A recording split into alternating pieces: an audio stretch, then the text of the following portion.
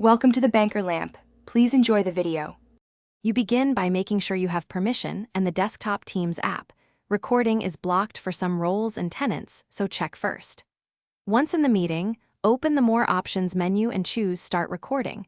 This initiates a cloud capture with timestamped audio and video. You should also enable transcription now if you need searchable text. This runs alongside the recording. If multiple presenters join, make sure the primary speaker is unmuted so the audio track captures clearly.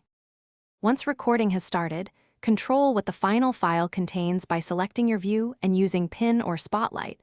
This changes which video feed becomes dominant in the cloud recording. If you need a specific presenter or content captured, spotlight them. This is why you set it before heavy discussion. Also, manage participant video and screen shares. Stop unnecessary cameras and confirm the shared screen is the active source when presenting slides, because recordings prioritize active content automatically. You end the session by stopping the recording from More Options. Teams uploads the file to OneDrive or SharePoint, so you don't need to transfer anything manually.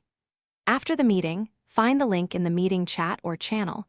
Share permissions follow your organizational defaults, so adjust access as needed.